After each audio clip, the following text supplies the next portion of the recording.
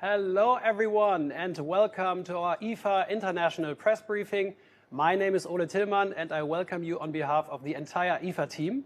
And I'm really excited to introduce our new CEO, Leif Lindner. Leif, welcome. Oh, welcome Ole, thank you so much. Thank you for your interest all over the world. Leif, we have a lot to talk about. A recap, IFA 2023, also your new role as a CEO and your vision. And then also the very special occasion, IFA 100 next year, as IFA turns 100 years. So a lot of material. And of course, we also would like to answer your questions. So please feel free to submit them by just scanning the QR code underneath the streaming window with your mobile phone. Follow the instructions and then please offer your questions and we're happy to discuss them afterwards. So, Leif, before we have a look into the exciting future of IFA, let's have a look at the past. How happy are you with the results of IFA 2023? To be honest, Ole, I'm quite happy with the results of IFA. You know, we have more than 180,000 visitors. We had more than 2,000 exhibitors. And the press coverage overall was quite positive. Of course, there is room for improvement, as always. But overall, IFA was definitely a success. Congratulations. So you just mentioned it. Where would you see room for improvement at IFA? Yeah, first of all, communication. Communication on all levels is the absolute key. And navigation had to be improved. That means how people are guided via, for example, newsletter or app when they are on IFA. And of course, on site when people looking where to go.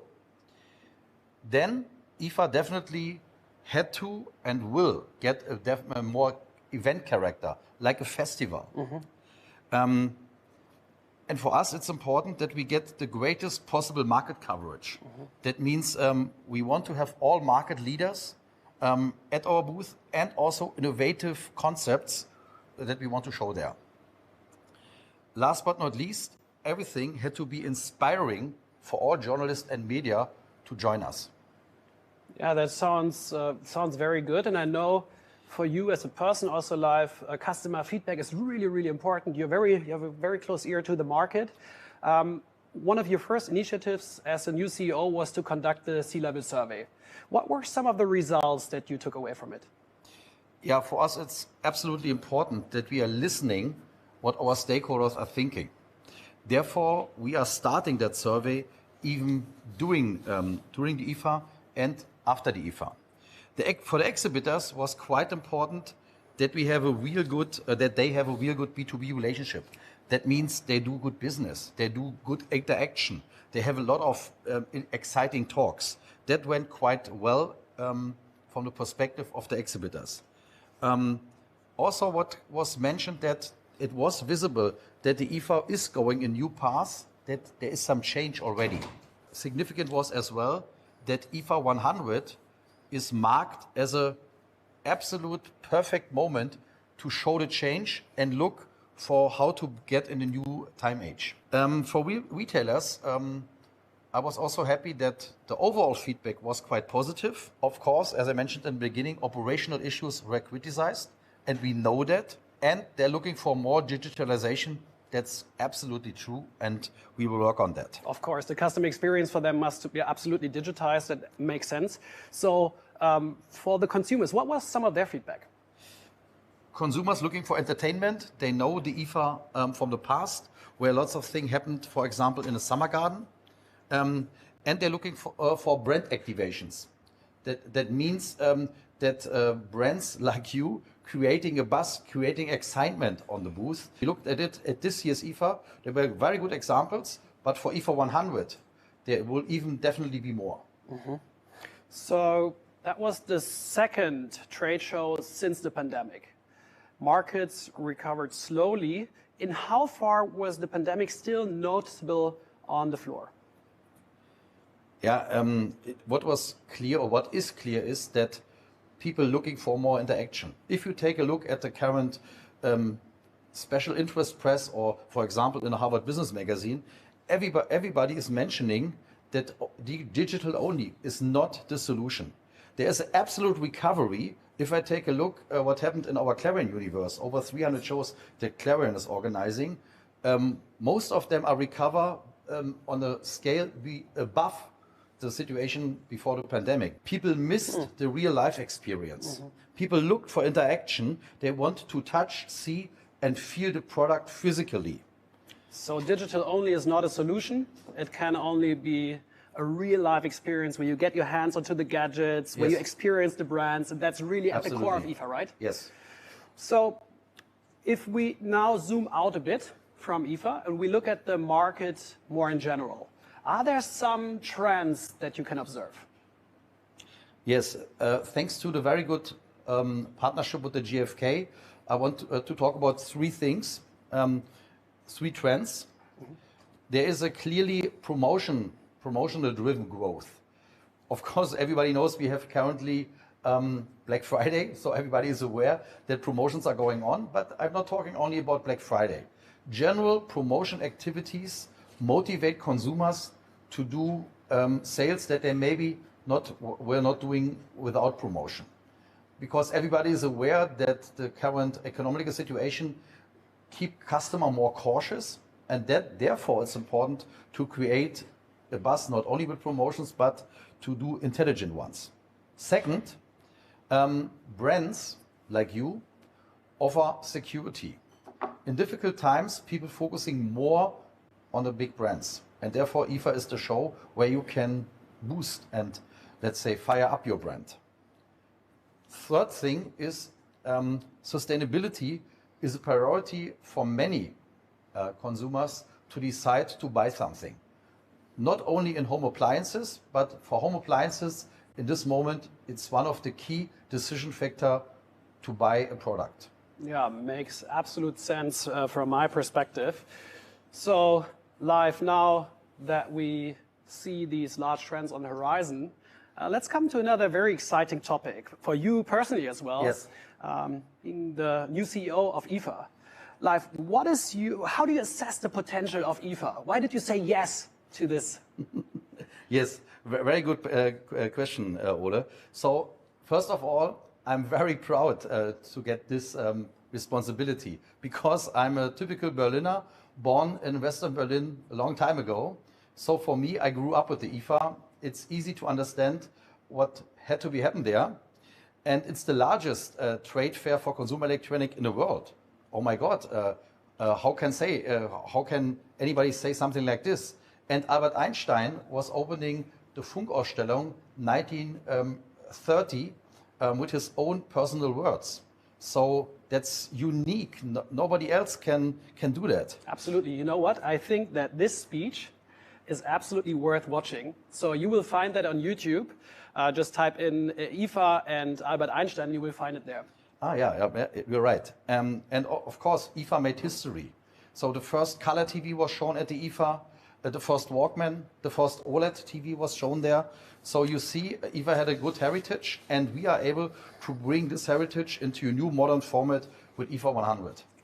Yeah, it's interesting that you say a new exciting format, because some of the critics stated that IFA is kind of dusty and outdated. What are you doing to counter this? Yeah, so maybe if you take a look at other formats of fairs and shows, it is absolutely necessary to not only create a classical trade show, you had to create a cultural moment to be relevant. And that is exactly what we want to do. Not only an industry event, we want to create a cultural show, and we want that participants are celebrating the future of technology on that show, on that fair. Can you tell us a bit about your vision for IFA, and also in specific talk a bit more about how you plan to evolve the brand? For us, it's very, very important that we're getting younger, that we're getting more international. That are two key topics that we want to focus on. As I told you before, less transactional marketplace, more show, more entertainment, more meaningful experiences. And that leads to the fact of cultural moments. The new inspiration for our visitors in collaboration with exhibitors and a clear focus on younger generation. That is what we are looking for. We want to sharpening the IFA brand. And one thing we definitely want to do is that the OEM people, that means customer who are producing OEM products, are currently a big important part of the IFA. It stays a big important part of the IFA, but we will put them into the station. Many people of you know. The station is a different place in Berlin. The IFA was already doing there something with the global markets 2 or 3 years ago. This year we want to sharpening the IFA brand, focusing on end consumer and B2B. That leads to the fact that we take out global markets to this other place without losing the focus on it. We will create advertisement for it. We will of course do shuttles and so on. Now, let me just ask one more thing with regards to the brand. If we look at the brand statement again, celebrate culture's greatest tech innovation. Can you tell us why this somewhat grasped the core of IFA, of the new idea of IFA? So celebrate culture's greatest tech innovation, I think describes perfectly what we want to change and what we want to focus on. Our brand values, what IFA stands for, that is a question I hear very, very often because it was not maybe 100% clear in the past. First of all, it's trust. Trust for each other, but also trust to the brand, trust what happened there. Curiosity. People who come to IFA are curious, and we had to keep them curious, showing always the newest stuff. Community, people doing things together. That is a trend that we definitely had and will focus on. And last but not least, inspiration. If we focus on these 4 brand values, we will be successful. Yeah, that sounds really, really interesting, Leif. So you say you want to create better customer experiences. You want to also use Berlin more as a playground for everything. And now, as I understand you, it's less about being a transactional marketplace, which of course is important, right? It's about return on investment at the end of the day. But it's also about you have a playing field for storytelling around these innovations, really immersive experiences for all consumers that they can come to the trade show. They would decide maybe if they would go to the cinema or to other exciting things, but then also to IFA, right? And this is what you want to create, as I understand you. That's right. So now, one key element of the IFA experience is always, and has always been, that people get their hands really onto these new exciting gadgets. How do you want to encourage more exhibitors, again, to show their latest developments at IFA? Yeah, Ole, you mentioned in the beginning, the combination of B2B and B2C is, in my opinion, a big strength. It's not a hurdle, it's a big strength because that makes us unique, that makes us even more relevant. So to create a real cultural highlight will lead to the fact that also the interest of you is growing by far. And the IFA is not only the gateway to Europe, but it is a gateway. It is also a path for the rest of Asia, US, and so on, all over the world, to use IFA as a possible and the most important playground for technology. Berlin, as mentioned on the slide, is a perfect place for that. You know, it's easy for me to say it because I'm a Berliner, that's clear, but I love it as well. It is the startup city in Germany. It is the, let's say, place of our government. It's the place where the most culture in Germany, maybe in Europe, come together. So that is a special place for IFA, and that also helps us in this environment to create moments that nobody will forget. Absolutely, Leif. I absolutely agree. Berlin is such a thriving hotspot, such a thriving metropolis with this startup ecosystem that you just mentioned. And this is also part of the IFA heritage, of course, as its hometown. So getting more of this into the IFA brand, I think, is of benefit for everyone. Now, it's not only that you're the new CEO and that you have to create that new vision for IFA. But it's also that's a very special IFA next year. It's the 100th anniversary of IFA. So can you tell us a bit about what you're planning? Yeah. We will use, on the one hand, the heritage. We will also show the future of innovation, where it's going to, as with Berlin as a stage. We want and we will create a glamorous gala because it's the 100th years anniversary. We will combine that with a world-class conference concept. What does it mean? Maybe you remember this year we had a speaker set of 200, and we had many good speakers, but it was not focused enough. And this year we will focus on quality, not on quantity, and we will talking about the most relevant topic people talking about. That means, for example, in this moment AI, tomorrow maybe quantum computers, but what we will definitely will ensure is what we talk about on next year's IFA will absolutely the most important thing people talk in this moment. So we will prepare many things to be on the time, on the top. Yeah, and always also discussing the cultural impact of all these technologies, right? If we talk about quantum, for example, or AI, not only transaction, what does the technology do, but also how does it change the way we work? How does it change the way we live? And I think this is really exciting that you're opening up to these kind of discussions as well as they are societal relevant. Now, for end consumers, you mentioned already it should be more of an experience. What exactly do you plan? Rebranding is the most important, let's say, topic for us. We are more social oriented. We are looking more on the right spots. So what do you mean by the attractive entertainment program? Can you give us an example? You said that in Summer Garden, for example, you're planning something with some more music program for the consumers. Yeah. You said that brand activations all around the cities is going to be interesting. Can you tell us a bit more about that? You know, entertainment is not only reasonable in the city, it's also reasonable, of course, at the IFA, the Summer Garden. People from the past knows what happened, how good and how exciting it was in the past.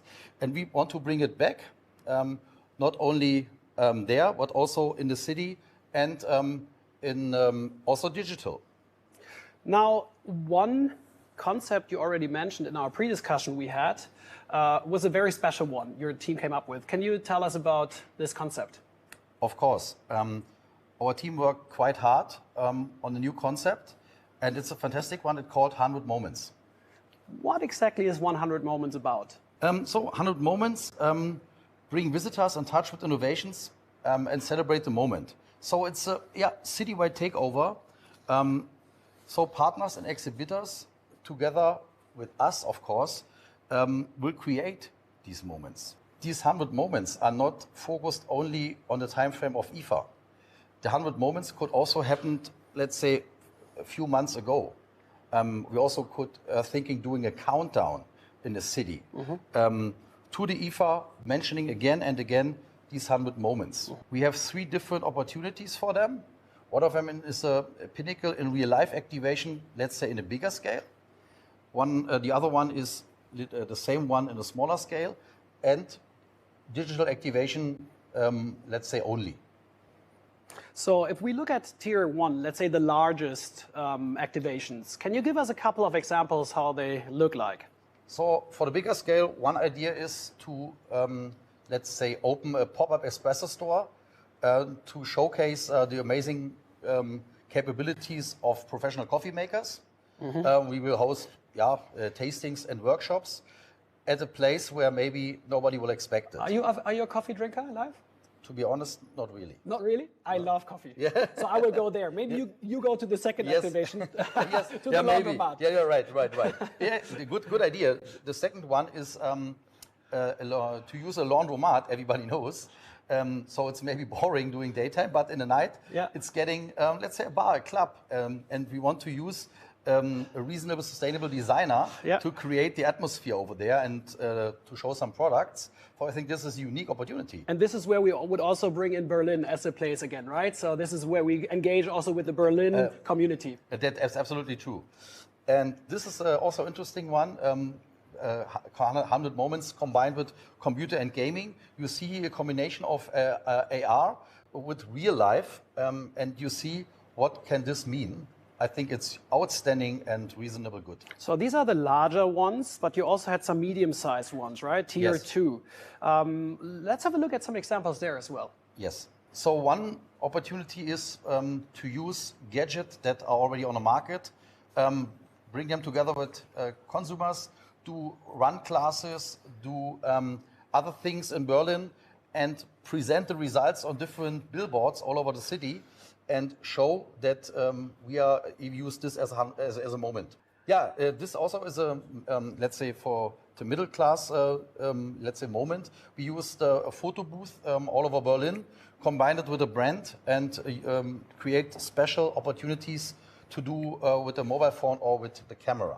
So these were the large and the medium-sized ones. Now we come to tier 3, the smaller activations. This is a perfect example of what we see here on the screen. So this gives us also unique opportunities. For example, use it for social media, for Instagram and so on. People will link that to IFA, and this will help us all together as well to create unique experiences. So that's a creative digital place, but there's also the opportunity for the editorial, you said? Yeah, this is a classical idea to do a cooking masterclass and create content. Yeah. For that, with in combination with our brands, but important one is community here. Yeah, and then to create content and publish that content throughout all the relevant channels together with the brands, right? That's true. Wow, this is a lot of stuff going on there live, a lot of great content. First of all, congratulations to your new role, to all the great ideas you have. I would like to invite all of you sitting in front of your computers or your TVs all around the world. You've already submitted some of your questions to Leif, and we have a couple of them already here. If you still want to submit more questions, please just scan the code underneath the streaming window, and we will get it here onto our iPad. And Leif, I would start with the first question from the audience, which is maximize presence of international reps of industry and retail. IFA should start on Wednesday. They are only at IFA Monday from 11 a.m. to Tuesday 3 p.m. to catch their flight. That's not a real question, I would say. That's more a statement. So, you know, when the negotiation was done, that IFA Management GmbH is the new host of IFA. We also had to finalize the dates. But I already received during the survey with the C-level some of that ideas. When I talked to several guys, it was not clear how important it is.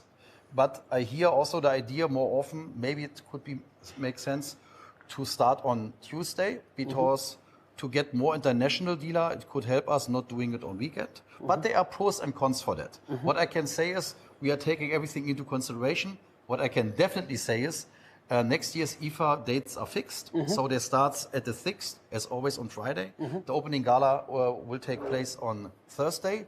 But we love that kind of feedback. Please continue like that, because we are happy to take this in consideration for the next upcoming years. Fantastic. So you're always in close feedback loops with the market. Yes. And you're also happy to evolve around the customer needs, as I hear, ongoingly. Now, one other question from an anonymous source. Will the audio and hi-fi industry be more represented, e.g. with more live demonstrations? Yeah, very good question. I love to answer it, because that keeps us alive in the last couple of months and weeks.